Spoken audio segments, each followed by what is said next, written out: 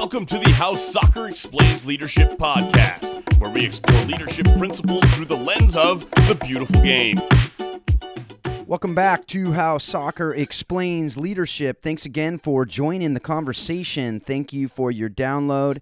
And today, once again, as usual, we have a great guest with us. And I am always really excited to do these interviews because I get to learn right alongside you from some amazing people with a lot of wisdom who have years of experience and expertise, and today is absolutely no exception. Today I have with me John Yeager. He is a positive psychology consultant, performance coach. He works at pretty much every level with people, and he has been, he was a lacrosse goaltender, lacrosse coach. He has been a lot more than that, which we're going to learn today. And we're going to be talking about this great new book. And I say great new book. If I'm ever talking about a book with an author here, I've read that book.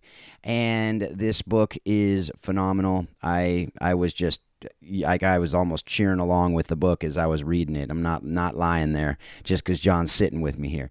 So definitely grab the Coaching Zone, Next Level Leadership in Sports. If you're listening to this podcast, you will love that book, and you'll hear just some snippets from it today. If you haven't done so already, rate and review the show wherever you're listening to this. You can do that. And also join the Facebook group. That's just really the best place to connect with us. That and email phil@howsoccerexplainsleadership.com if you have any thoughts on how we can make the show better, any guests that you think would be great fit for this, even if that guest is you. Go ahead and drop me an email. I just had a fantastic email the other day from a upcoming senior in high school, and she actually did answer the Shakespeare "To thine own self be true" quote, Polonius in Hamlet, for those of you who are wondering. So thanks again. And John, welcome to How Soccer Explains Leadership. How you doing? I'm great, Phil. Thanks for having me on today. Yeah, definitely. You know, we always start the interviews with one of my favorite parts of the interviews, which is just you being able to share your story, just how you develop your passion for sports and leadership, and particularly the positive psychology. This idea of a lot of times we don't see it in sports, so maybe that's where you got the passion. I don't know, but why don't you just share with us? And a lot of people probably don't know who you are, how you developed that passion, and really how you got to be where you are today. Well, I'm a Massachusetts native, currently living in Indiana, which is 2 hours southeast of Chicago. And basically what reminds me most of why I do what I do now and with all my sports experience happened when I was 11 years old. And there was a July 4th road race in my hometown. And I asked my mother and father if I could enroll and sign up for it. And they said, "Okay, great, John, go for it." Because I'd done some running, wasn't necessarily if I was any good at it or not. But anyways, we got to the starting line, which was right before the parade was going to take off for July 4th. And I got on the line and I realized that everybody else was around 8 to 10 years older than me. And I was this little skinny 11-year-old there. And I could feel my body just responding with all the stress and anxiety. So I looked over at my dad and he smiled at me. And that smile said everything. In many ways, he was my first coach. His smile said to me, "You want to do this? You don't want to do it? Your call. You make the call, John, but I'm here for you no matter what." So I bit the bullet, got on the line, gun went off. I finished dead last. Parade almost caught up to me. But I remembered out of that, the idea is that my father was able to support me with hope, with confidence there, and resilience for that piece, and then it helped me in my own sport experiences. And after a while, I kind of gave up running for some other different types of ball-related sports. The other piece that really framed sports for me and what I do today happened when I was a senior in college, at least senior eligibility-wise. I'm not sure if I was senior academically. I had some social side effects there at school. Anyways, I was playing at Boston State College, which is now UMass Boston. Picture me, instead of with this gray hair now, with brown hair down to my shoulders, parted in the middle, headband with the peace sign. Okay, we were a bunch of hippies back there in the mid-'70s. And we were playing our first game of the season against Bowdoin College. And I got there and I was really excited about the season coming up. The coach of the other team was on the All-American Selection Committee for Division III. I'm saying, well, maybe maybe I got an opportunity here. And so I got out there and I was a lacrosse goalie. Some people will call us courageous and some people will call us stupid. I got out there and I played absolutely awful, terrible, so bad that I wish the coach could have taken me out of the game. But my backup goalies really weren't ready for prime time. And so I stayed in there and sucked it up. And so for the next 2 days after that, I grieved, couldn't go to class, and just because I that was my identity at that time. And I had failed. Was I an imposter? Well, 2 days after that game, we were playing Middlebury College at home, and maybe there was a little bit of redemption. So we got over to the field, and Middlebury players, we're a bunch of hippies with all this long hair. In fact, Ronnie and Jemmy, one of our players on our team, shaved half his beard off before the game to pump us up. So that says a little bit about where our mentality might have been at that time. So the rest of the other team, Middlebury, was really clean-cut players. Their head coach was a big guy. Rob Pfeiffer looked like he had a high and tight haircut and just was kind of barking out instructions. And I said, okay, I'm going to be optimistic. This game's going to go well. Jumped in the goal. First 2 shots go in on me. One over my shoulder, one through my legs. Good shots, but saying like, I haven't stopped the thing yet. Yeah, I am the imposter. Well, fortunately, when Middlebury got the ball again, they took a shot and I made a really good save. And I just reacted to it, made it, cleared the ball down there. We scored on it. Then we scored the second shot of a goal a game. And then I just made the next 30 saves and we win the game 6-2. And best game I ever played in my life, bar none. But that's not why I tell the story. That was more a performance. But the relational piece to this happened in the second period when Pfeiffer asked for a timeout for the officials and, he said, timeout Middlebury. And so the officials gave the timeout. We dutifully ran to our bench and the Middlebury players ran to their bench. Remember Ronnie? He ran to their bench. And we're saying, oh, there really is something wrong with Ronnie beyond the beard. Okay. And we're going, what are you doing there, Ronnie, with our Boston accents? He goes through the huddle, and the Middlebury players are saying, this is forbidden. You don't do this. He jumps on the back of the coach of the other team. Coach turns around, shocked. Ronnie takes his arms off the coach, takes his helmet off, half a beard. They look up at each other, and they both begin to smile. Then they both begin to tear up, and they embrace each other. And we're on the Bow State bench. We're saying, what's going on here? Well, the backstory. When Ronnie heard the voice, the last time he had actually heard that voice with the intonation and inflection of Pfeiffer was 6 years before in the jungles of Vietnam, because Pfeiffer was his platoon commander there. Wow. Everything just stood still. Longest timeout, best timeout of all time. And that happened to a month 45 years ago. Wow. And I still remember that moment as if it was yesterday. I actually became friends with a variety of players on the other team, Middlebury team, because of that. Because the power of not just the competition, about the collaboration and the connection, that you need both of them to actually make that sports experience work. And those 2 experiences really helped to form me in the work that I did as an athlete, but also as a coach of coaches down the road. Yeah.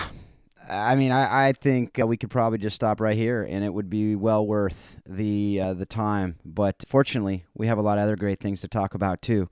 That's an amazing. That is one of the most amazing stories I've ever heard. That's just incredible. Which is obviously why you tell it, and you can tell it with such vivid detail, because those are the things that make impressions on us, right? That just last. From the goalie standpoint, same thing in soccer. We often say, when I'm coaching keepers, I say, you got to have a little bit of crazy in you to play this position, because Sure. If you don't, then it won't work.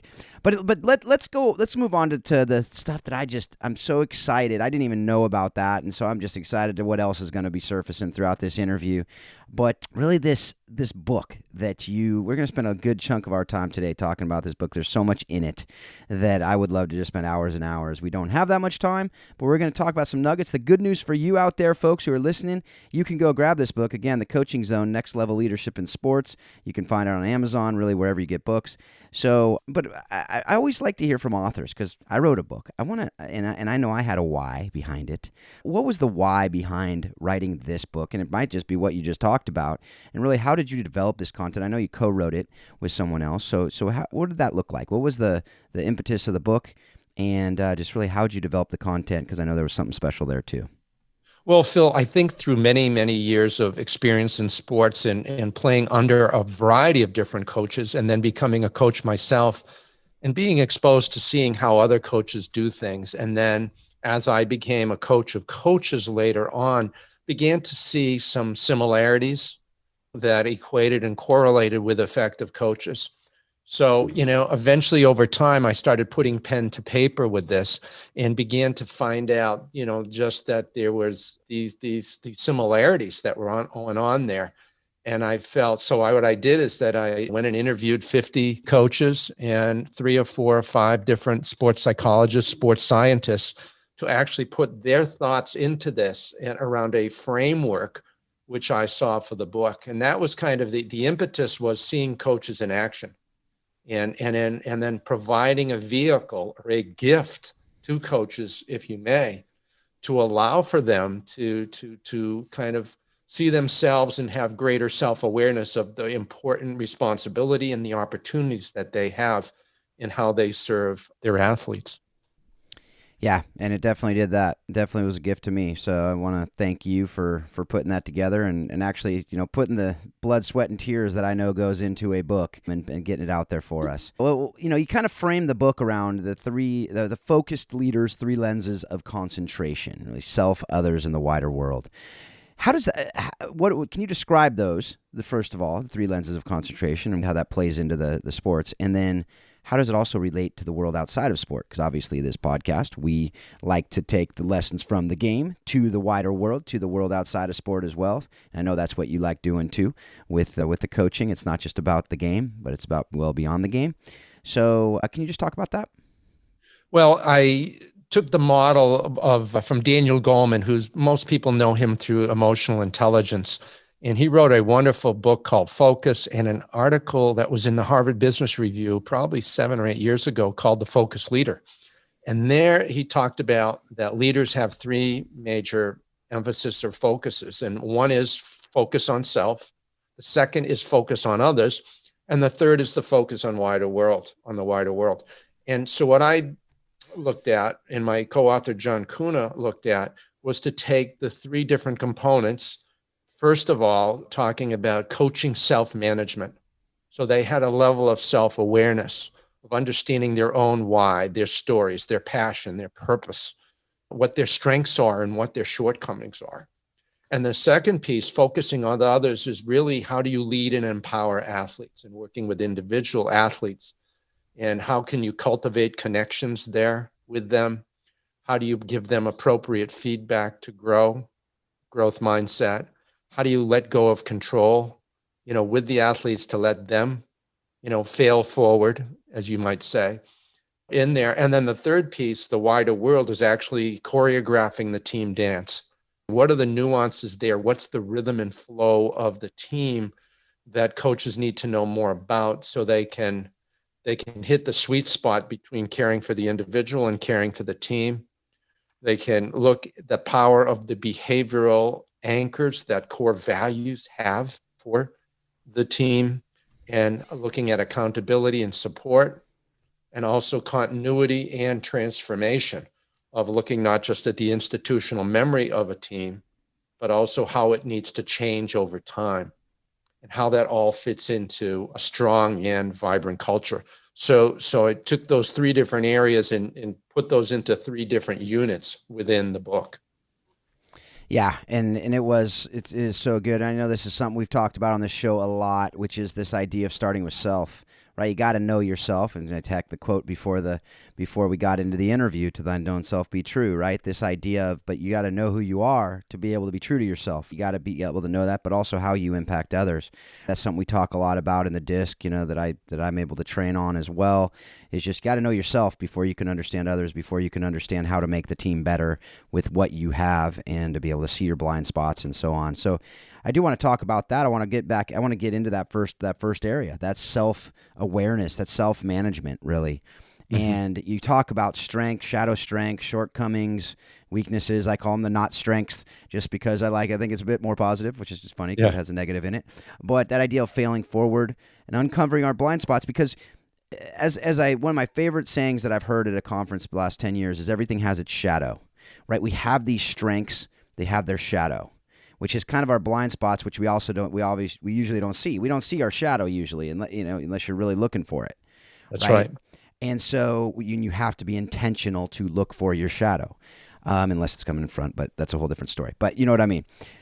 But how do we do that? How do we effectively uncover our blind spots? And then what do we do about them? What do we do with them?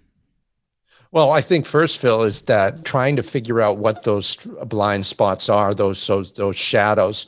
And many times when coaches have a good understanding of their own strengths, they can begin to see how the shadows actually might come into play. And basically, could it be an overuse of the strength, or could it be an underuse of the strength? It's just that how do you hit the sweet spot of that? But having that awareness there and beginning to see in some ways with self-awareness that when I do act to the shadow, does that really work for me? Do I get that gut feeling? It reminds me of a story of an athlete that I had worked with many, many years ago. He was 6'3", 228 pounds, 5% body fat, and just an 18-year-old man-child. Okay. And basically he ended up getting thrown off a team because, as a captain too, but was thrown off the team because he really is going behind the coach's back and trying to sabotage things to take care of his own business. So he ended up, getting in touch with me that evening after the coach dismissed him from the team. He said, "Coach, can we meet tomorrow?" And I know he wanted to get out of jail card. I wanted me to talk to the coach to let him back in. It was just a moment lapse, but it wasn't a moment's lapse for him. Of course, there was a level of immaturity there, and that his system one or automatic thinking he couldn't control that. But basically, I said, "Okay." I go, "We'll meet." And so he actually came to my office the next day, and at the end of the day, and he came in with the puppy dog eyes. They got this huge kid who just was really looking like he's lost and trying to get my empathy or sympathy. And I could have said to him, I go, "Glenn, what were you thinking?" And then he would have melted. Okay. But instead I decided to make lemonade about it. And I asked him what his strengths were. And he said 2 of his top strengths were leadership and humor and playfulness. And I asked him, "Tell me 2 stories about that." So he told me a story about leadership, and he told me a story about humor and playfulness. And he goes, "Coach, I'm a funny guy." Modesty wasn't one of his strengths. And I go, I guess you are, Glenn.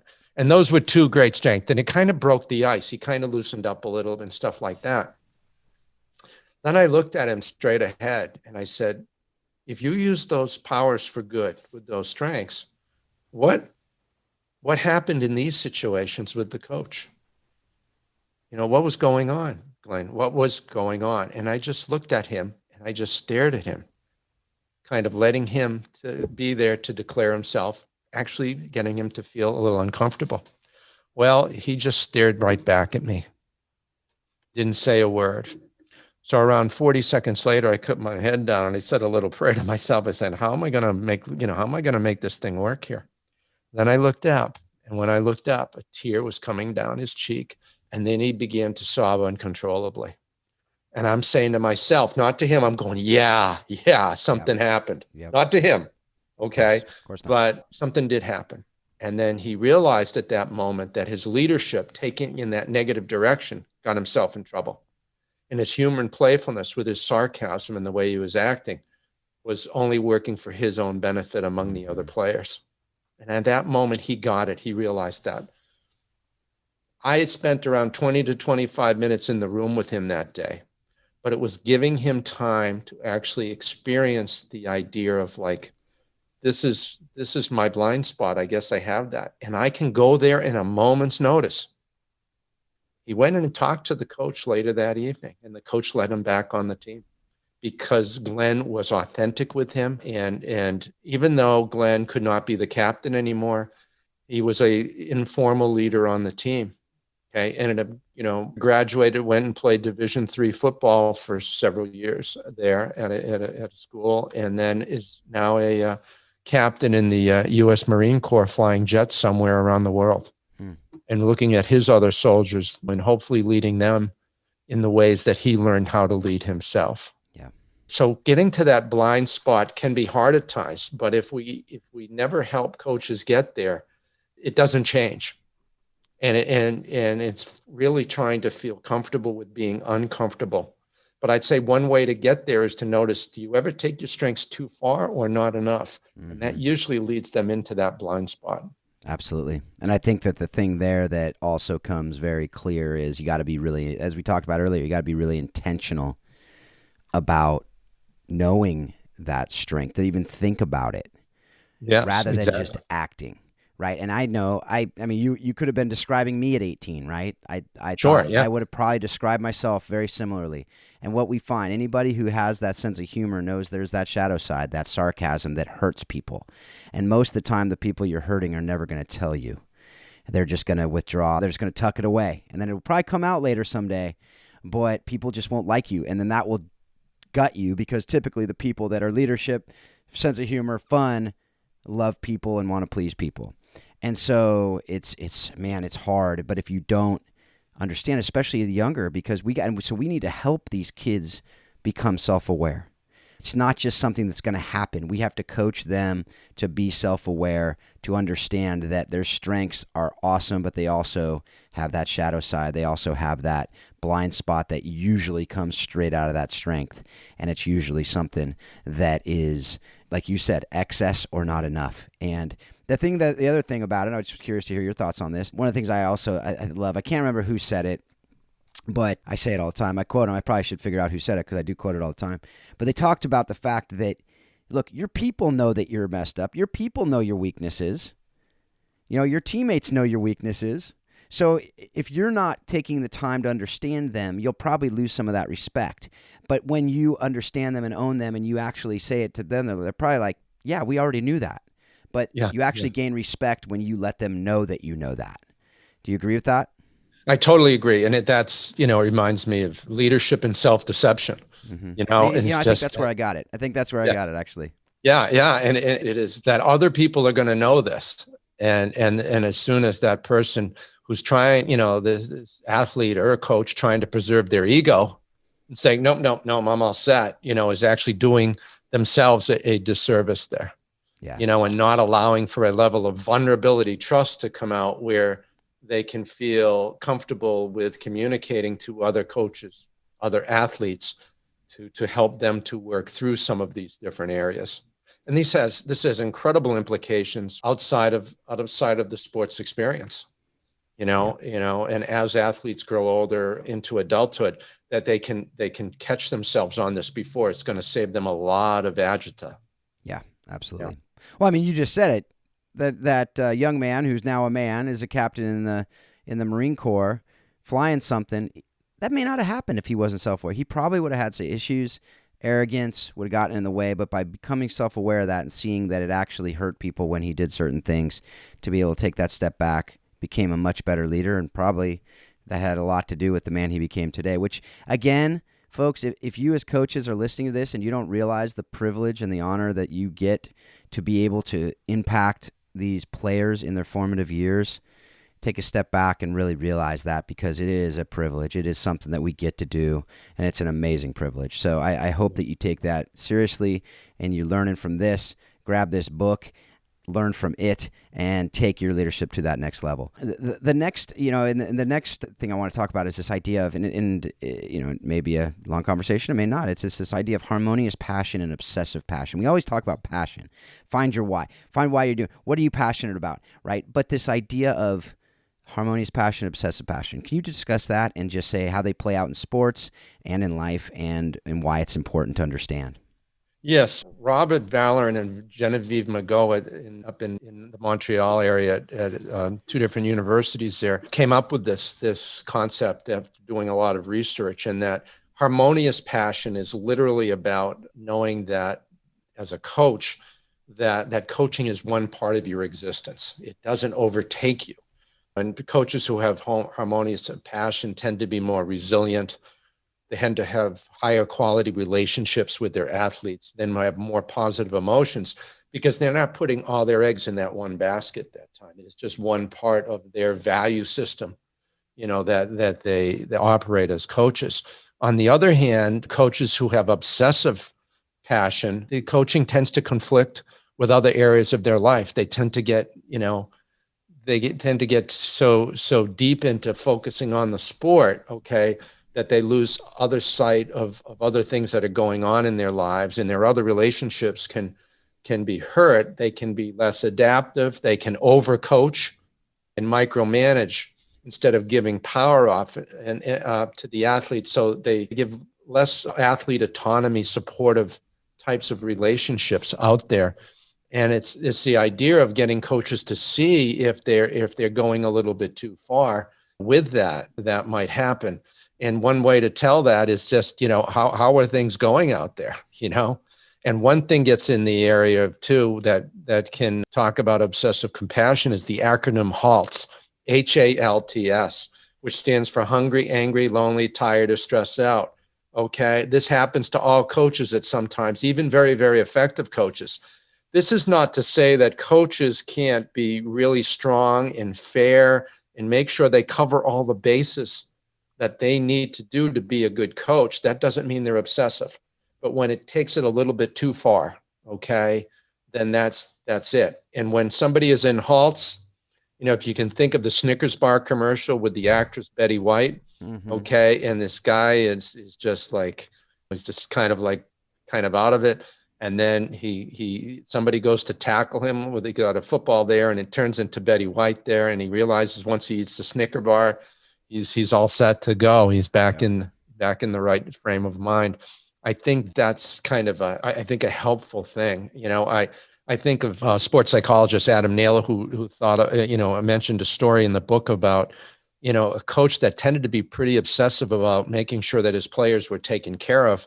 And whenever the officials would make a call that he didn't tend to agree with, he would just get over the boards. And there's a typical thing, put his foot on the top of the boards and kind of yelling and screaming over the boards. And after a while, the players kind of backed off from that. His athletic director said, the kids think you're crazy. You better calm down. But he goes, well, I'm an emotional guy, but I kind of get into it too much. Well, and so what Adam worked with him and talked with him about and says, instead of when you start feeling that emotion come up, instead of going right to the boards and attack, take a step back so your back goes up against the glass behind you. And then move forward there. And in that moment, it allows you to slow down your thinking process. Okay. And at the same time, how you end up communicating to the official or to your players is going to be a little bit different. But what this coach was so focused on the emotional aspects of the sport, it got him into trouble an awful lot. But learning other ways to say, this is something that I can practice, that I can do. And then it'll help me be more resilient, and it will allow for me to have more positive emotions to come out there. Yeah. So I think that's really important. Now, I was talking to one coach who was in his last year of coaching, 45 years of doing this. And he had actually retired from his job as a special ed coordinator for the school district. So basically he was just coaching. So, he would pull up every day at the end of school with his pickup truck and wait outside the locker room as players were coming in and greeting them. And at the end of practice, saying, hey, how was practice today? See you later. Have a great night. See you tomorrow. Okay. And that was just a level of harmonious passion. But then he was saying his wife before, but that for him wasn't obsessive. That was him just wanting to get the best out of everything there too. So there's that fine line that you have. Yep. No, definitely. Regarding that. Yeah, no, and it is. I mean, a lot of this is a fine line. A lot of this is not something that is absolutely clear. Like we talked about, strength, shadow strengths, blind spots, all these things, right? It takes, I've said it many times in this interview so far, intentionality. it takes intentionality. We need to be intentional in our leadership. And if we're not, you can't just wing this stuff, which is why we do this show, which is why you write your books, which is why you do what you do and you coach coaches, because this stuff isn't easy. It's X's and O's are one part. That's not easy either. We know that. You go to certifications and trainings for those things too. And I think we sometimes just try to wing this side of it, and it just won't work. So this next topic I want to talk about a little bit is this idea of psychological capital, or PsyCap as you refer to it in the book. Really, it applies at every level: the self-leadership, the empowering individuals, and the team as a whole. Can you just talk about PsyCap really in the individual and how it also relates to the coaching of the individual and the team as a whole? Sure. Basically, psychological capital is an offshoot of two other types of capital. And think of in business, you have some human resource departments, or they call it human capital. And human capital are the knowledge and skills of the employees, the staff, of the players, okay, or of the coach. That's knowledge and skills they have. Then social capital are the relationships that are developed. Psychological capital has been researched as looking at four different components. One is called hope, which is basically setting goals, having pathways to achieve those goals, and also having the agency to be able to achieve those goals. And then there's also efficacy, which is confidence, and being able to have and take mastery experiences where you've had confidence before, and to build on those till you can get confidence in new areas. The third piece is resilience. And resilience is, of course, adjusting and adapting to adversity and actually bouncing forward because of that. And then with optimism, being able to have kind of a positive, what we call explanatory style, where you have leniency for the past, an appreciation of the present, and you look forward to opportunities in the future. Mm-hmm. This can go by what Fred Luthen said at the University of Nebraska at Lincoln, where he came up with this term, and his co-authors did, called HERO, H-E-R-O, hope, efficacy or confidence, resilience, and optimism. And when these all work together for an athlete or for the coach, the coach is probably right on target there with everything. But one of the things that I do in the book is actually break each one of these areas down, and with a variety of exercises, so coaches can help athletes actually to lead and empower them specifically there. Now, there's also something called collective PsyCap, or collective psychological capital. I think about an ice hockey team I worked with up in Vermont, Norwich University, and where basically they had won their in-season league championship for the last 17 or 18 years. But this year it wasn't going to happen. And it wasn't through lack of effort. It's just that they had a couple injuries, a couple other things were going on. And there are two other teams that were going to be in front of them in the league standings. They were still going to be in the conference playoffs for the league, but they hadn't won it. And so the actual co-captain of the team, who I knew from going to school at the Culver Academies, where I was doing some work at the time, and he had left there to go to Norwich. And he said, "Coach, I don't know what to do. We're hurting. And we don't know what's really going on with us." And in many ways, a lack of hope and a lack of confidence. So basically, I did this all online with them because I couldn't get from Indiana to Vermont in a quick, as much as they needed the help. So there they are. They're sitting in the library, and they've got me on a widescreen TV doing a Zoom meeting, and basically talking about getting them into small groups and talking to them about what do they hope for as a team, and getting them to actually be vulnerable with each other and communicate it, because nobody wanted to say anything to anybody else about it. And individual players were taking the blame, feeling that they were blaming themselves, especially the veterans, for what was going on.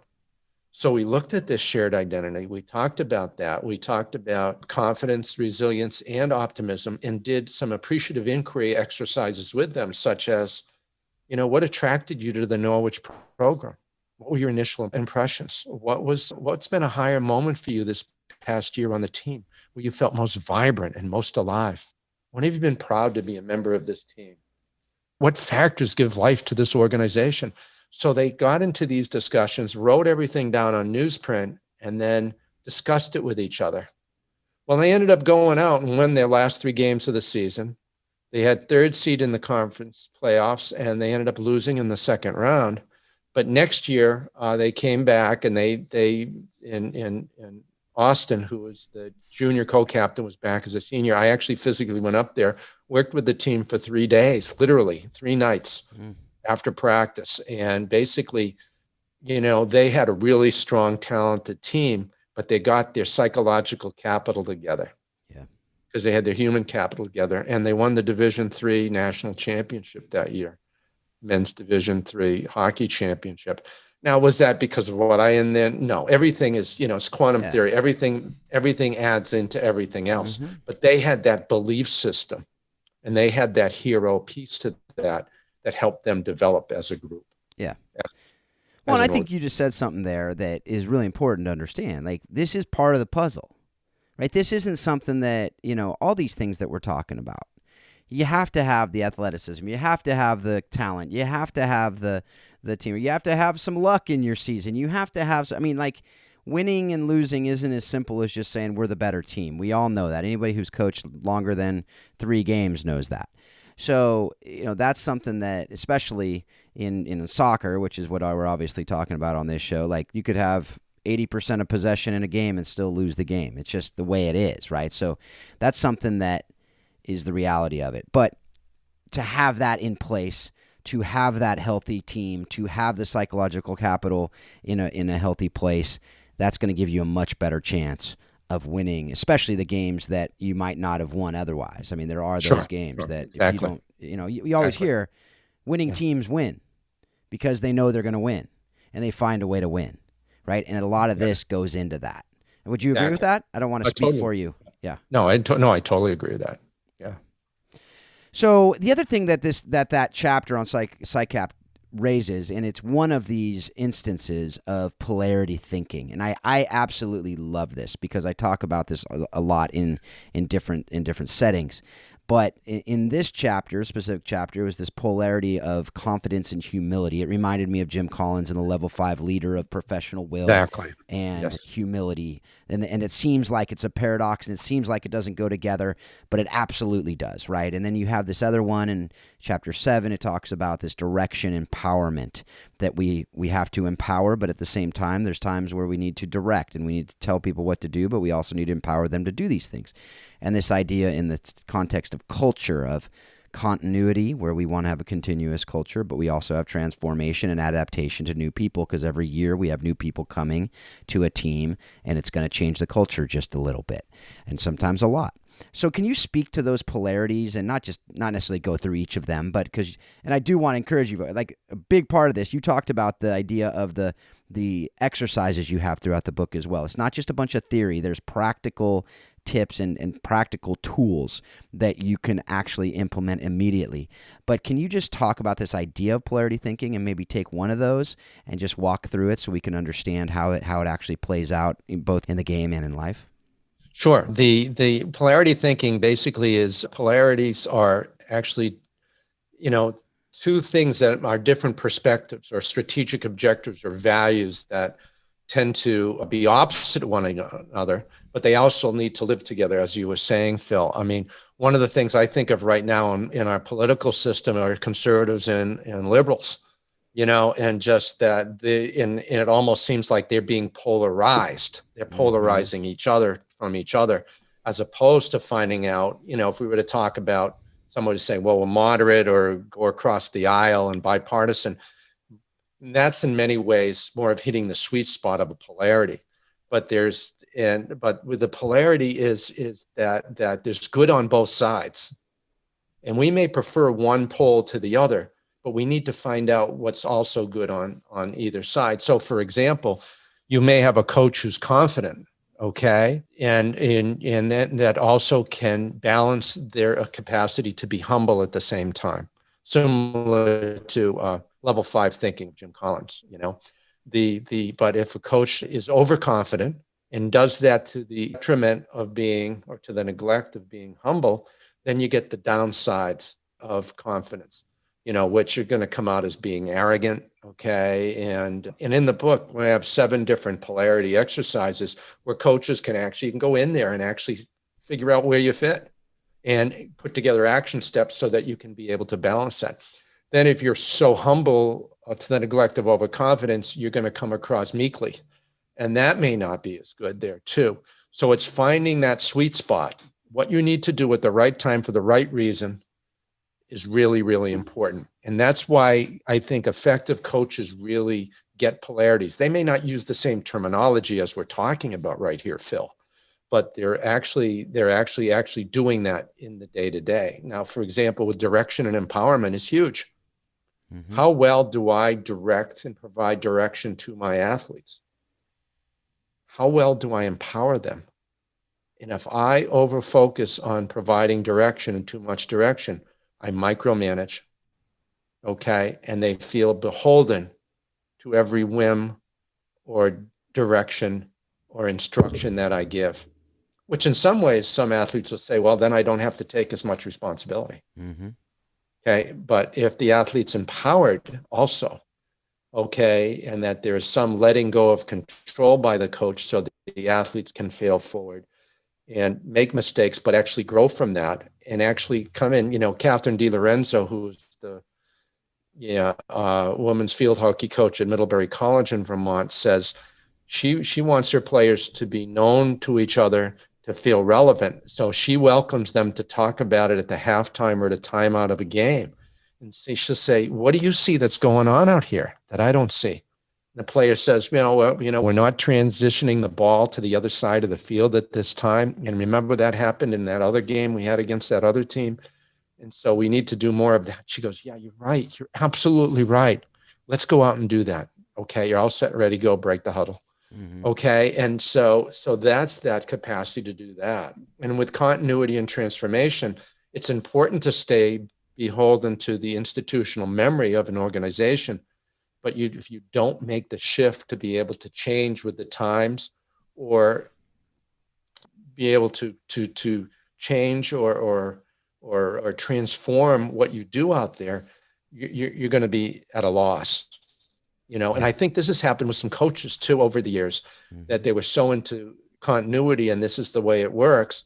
And now as they become more transformational in their own leadership, they know when to make certain changes. So the coaches can think on their feet a little bit more. We're not going to lose our foundations and our core values of the team. No, that's who we are. That's our foundation.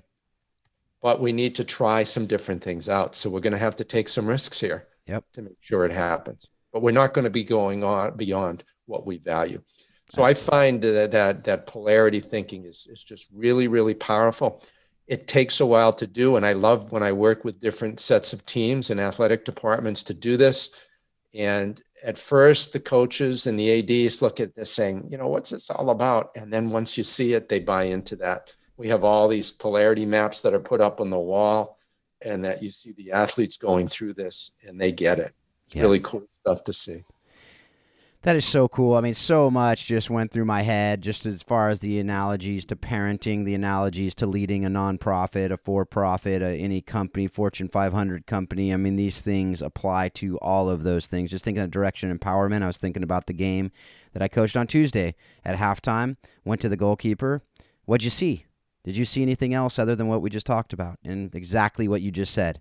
And in that instance, she said no. In the game before, she said, yeah, I saw this, this, and this, and it was absolutely right.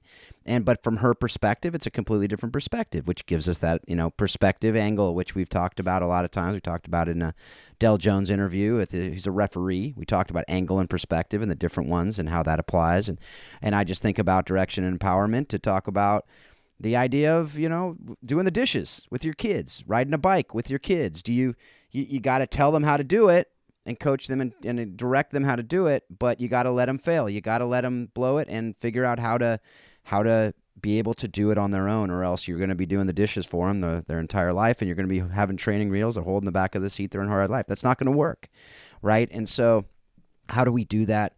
What does that look like? I absolutely love those parts. And I love the exercises as well. I mean, again, like you said, you're able to actually go in and interact with this book to be able to take action on it immediately, which is so helpful from the standpoint of actual transformation, as you talked about. The other thing that I think polarity thinking brings to light in coaching, we have the opportunity in coaching to invite other coaches who are different personalities from us, who are wired differently from us, into our coaching staff. Don't just get a bunch of yes men or yes women that are like you that are going to coach just like you. To the contrary, I think you should find someone with an opposite personality as you, so that you can actually have an advantage in the polarity thinking, where you are different from each other, to be able to work off each other and learn from each other. And it becomes easier to actually have polarity thinking if you're of same mind and you have the same why. And yeah, there's going to be some tension, but at the end of the day, there's going to be a whole lot more good than bad if it's a healthy relationship between the two of you. Have you seen that same thing? Can you reframe that again? Yeah. So basically, in a coaching staff, to be able to have kind of polarity personalities on the coaching staff helps in this polarity thinking, being able to navigate some of these things that might not be otherwise. As you're talking about continuity transformation on a culture, for some personality, that's easier to embrace than other personalities. And so to be able to have that in the staff, to be able to talk with each other in that, to be able to embrace it maybe a little bit easier, and to kind of coach each other as you have in European football with the manager and the trainer. Right? They're different, and it takes different minds oftentimes to have that trainer and the manager. And so do you agree with that? Absolutely. Absolutely, Phil. And it's almost reminds me of Abraham Lincoln and the team of rivals. Yes. Okay. Is that you have people that are on different poles, that some may be more competitive, some may be more collaborative, and that's a polarity in and of itself. So other coaches begin to see the value of one pole that they may have been biased against in the past. And this allows to that. And when athletic directors allow for that dialogue to happen within an athletic department, whoa, then you've got something going on.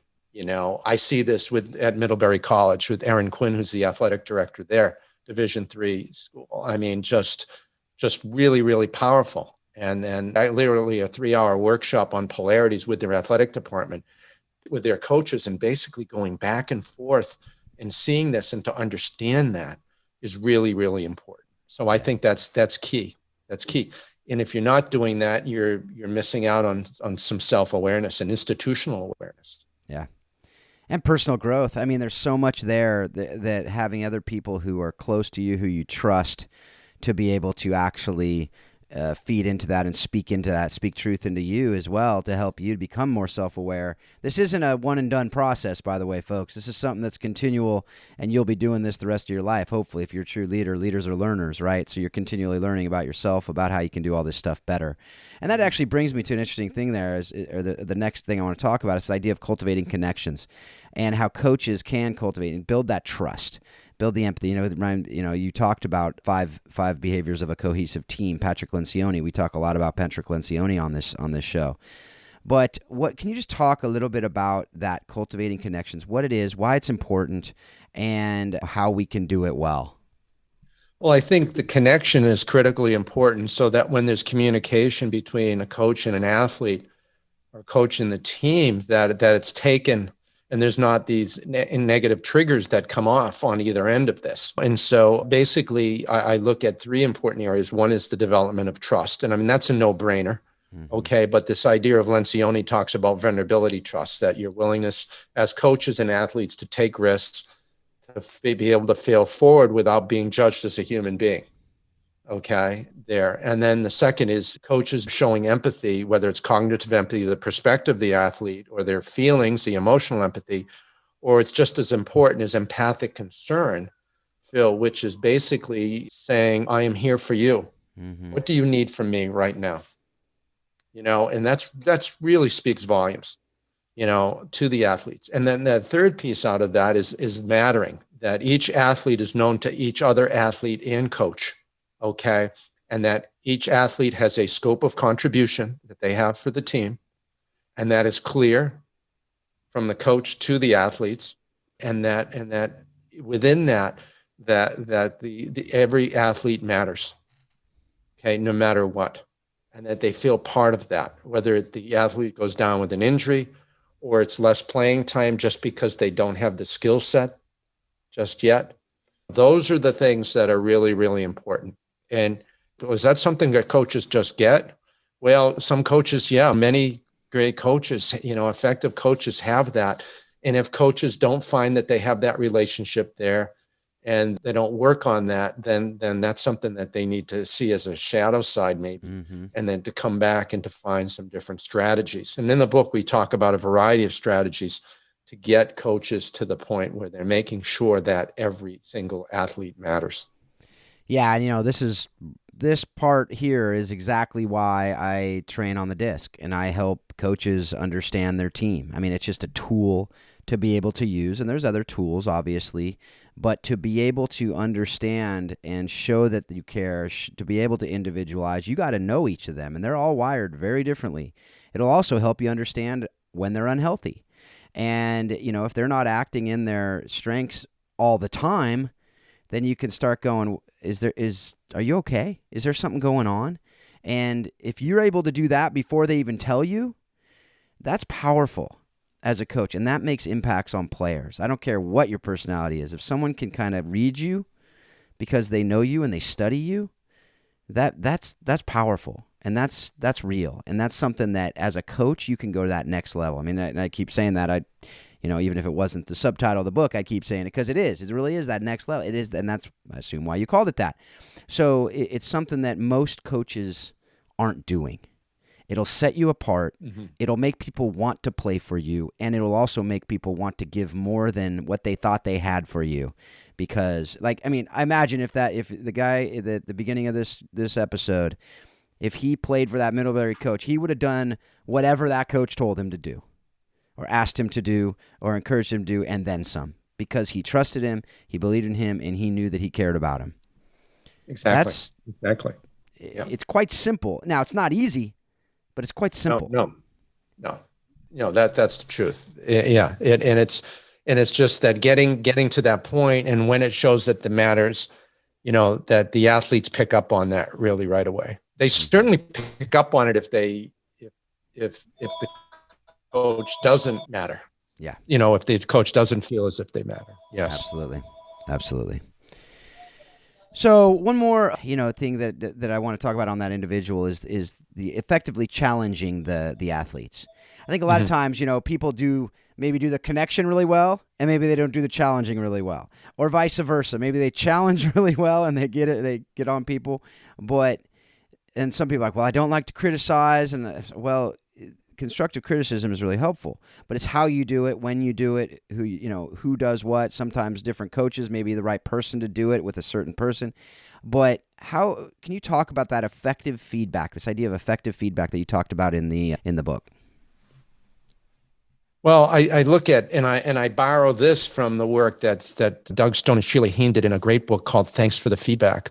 They talk about 3 different types of feedback. One is appreciative feedback, which we're all familiar with, thanking, recognizing, giving encouragement, and then talk about coaching feedback or skill building improvement feedback, and then evaluative feedback, actually kind of saying, this is where you are regarding this type of status, ranking, the athlete right there.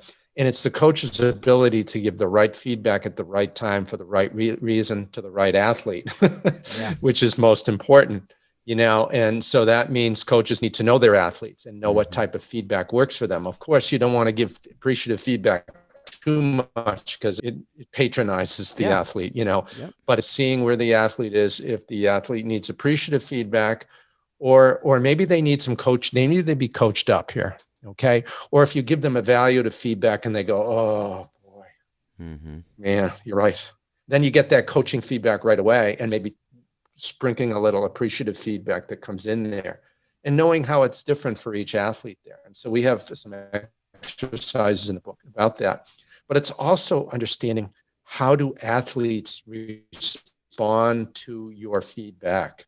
As I just said, Stone and Heen talk about the notion of triggers, that athletes may have triggers. This feedback is totally false. I don't believe it.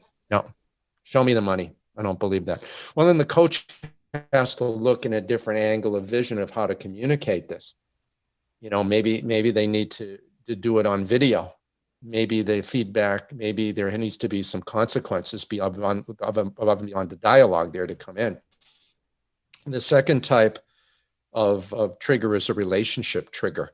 Is the feedback not being accepted because of the relationship between the coach and the athlete? Oh, the coach just dumps on me all the time. Yeah. Why should I listen to them? I'm not gonna take this. So then the coach maybe needs to know, maybe I need to improve my relationship with the athlete and get them a little bit more appreciative feedback until we can get that trust level going. Or the third part is the identity feedback, that with the actual athlete takes the feedback, and especially if it's negative feedback, and takes it to heart and saying, yeah, that's me. I stink. I'm no good anyways. And they internalize all that and they melt. So it's having coaches take a little bit more attentive aspect of just, instead of just doing the typical sandwich where, the good feedback, then the tough feedback, then the good feedback there too. There's a lot more to it there. And I think effective coaches can get to the sweet spot with that. Absolutely. And the other thing that you talk about in that chapter I want to just touch on quickly is this idea of coaches correcting their biases and avoiding fundamental attribution error and confirmation bias. I talk to my kids about this all the time, typically in the recruiting process, because my kids are obviously playing in high school and they're looking at coaches. And I say, here's the reality of coaches is if they want to like you, they're going to find things to like. And if they don't want to like you because it's too much work for them for whatever reason, then they're going to see one error that you make and they're going to magnify it. So, that's something that is a reality. So how can we work to not do that? How can we work to not have these biases that we confirm with the one little thing? And that affects our players, that affects how we coach, that affects all those different things. So you could just real quickly describe those things and then how we can kind of avoid these potential the things that could really negatively impact our effectiveness as coaches. Absolutely. Biases are like optical illusions. Cognitive biases are like optical illusions. We see a certain picture or frame and then say, well, that looks that way. Then somebody explains it to us and say, oh, now I see it in a different way. And this means that in many ways, coaches can really, when they feel that they are communicating or thinking about an athlete in a certain way, that they can press that pause button and saying, wait a second, that's how I'm thinking right now, but is that true? Is that true? And it goes into what's called system 1 and system 2 thinking. System 1 thinking is automatic thinking. It's just our biases come out right away. We spit them out and we act on them.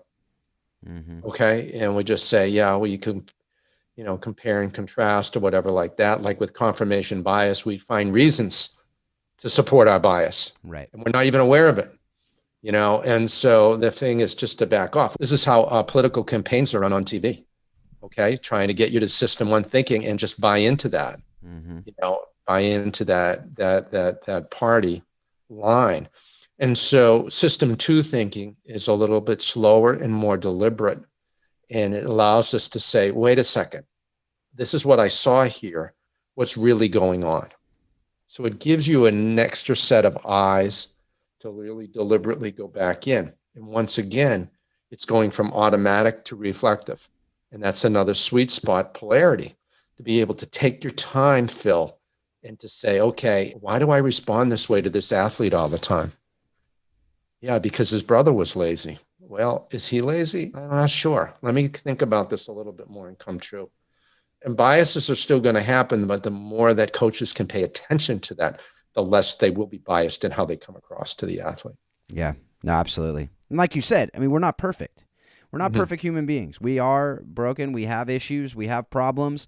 The more we're aware of them, the more we can allow, space for them. The more we can allow that margin to be able to take that time to reflect. Because there is a place for muscle memory. There is a place. We know that. We need our players to go out on the field and play with muscle memory. If they're thinking the whole game, it's going to be too late. They're going to be one step behind.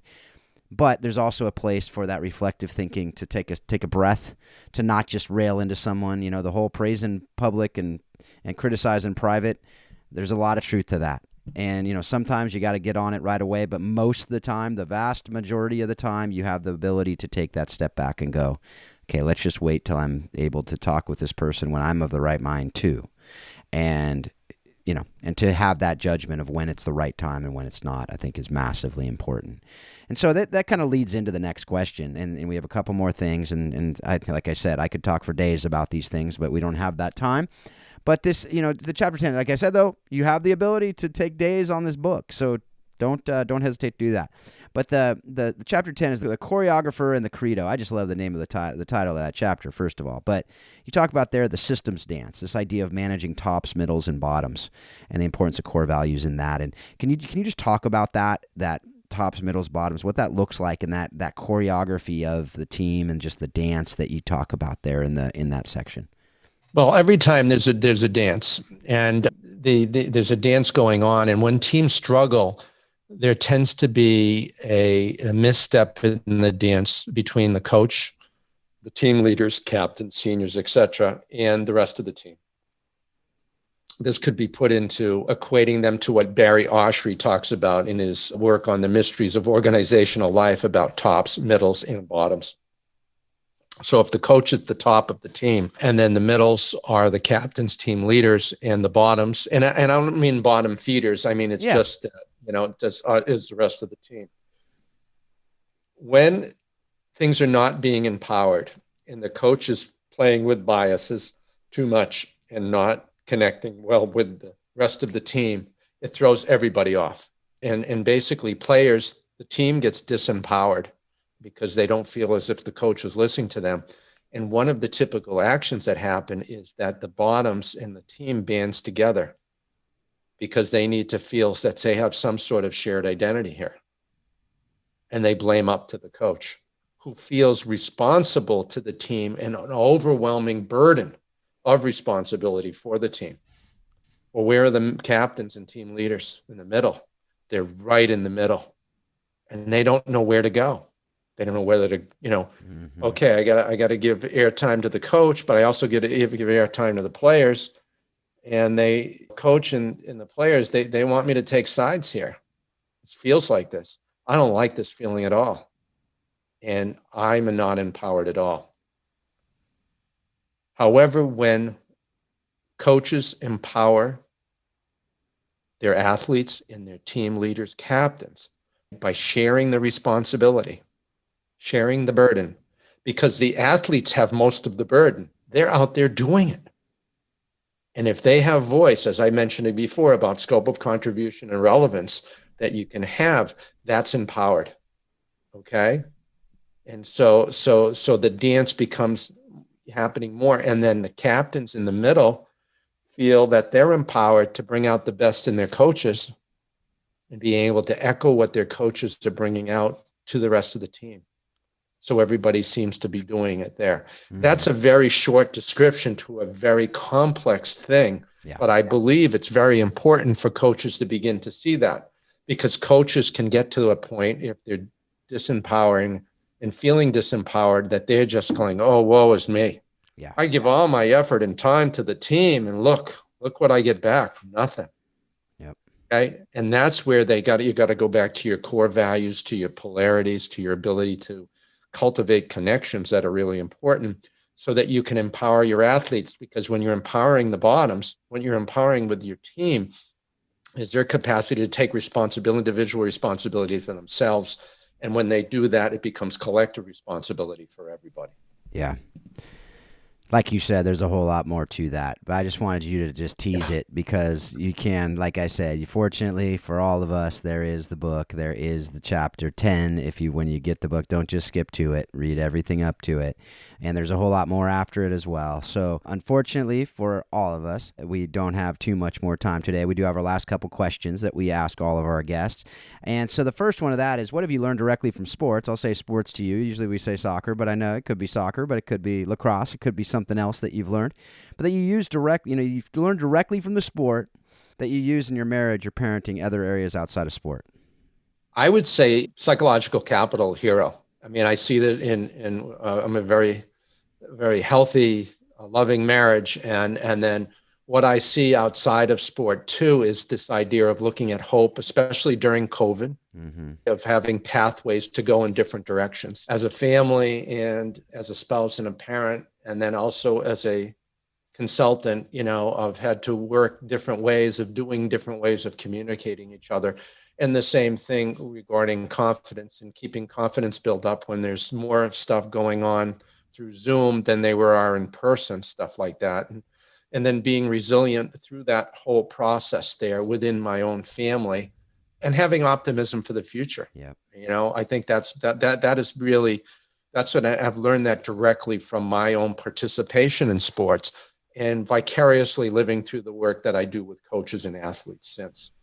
Yeah, that's great. That's a good word. It's a good word, especially like you said, especially during this time. But it's not just during COVID. There's all those things. There's always issues. We've just been a lot more obvious the last year or so. Last question: what have you read, listened to, or watched recently that has informed your thinking on how soccer and other sports explain life and leadership? Well, two things. One is, and you have the name of the person. I forget his name, but he was a coach that's gone in, I'm not sure if he was in one of the Premier League or not, that he's been gone through all these different teams and he just doesn't seem to last on the teams. Yeah, Mourinho. Yeah. And then bottom line, that equates to life. And because that connections aren't cultivated, that need to look out for the best in the players. And the same thing in explaining life and leadership is how we need to do that with the people that we leave, the people that we serve, but also within our families and everything else that we do, the people that we work with, is to take away, understand our self-awareness so that we can be the best that we can be to bring it out to other people. And then the other is a book that I just got turned on to recently by Brad Montague. It's a illustrated book called Building Better Grownups. Okay. And it's really cool. And one of the chapter 4 is called All Over the Map. And it talks about, Montague talks about a teacher that he had in the past when he was younger. And I don't know if it was in grade school or middle school. And the teacher said, okay, we're going to look at where we are, where we live, and took down the map that we pulled down from the screen. And then you remember one student asking the teacher, how are we going to use this in later life? And the teacher said, and very cool, calmly, just said, we want you to know where you live. And that's really important. And then what Montague then is provide a bunch of maps that show the elations and frustrations.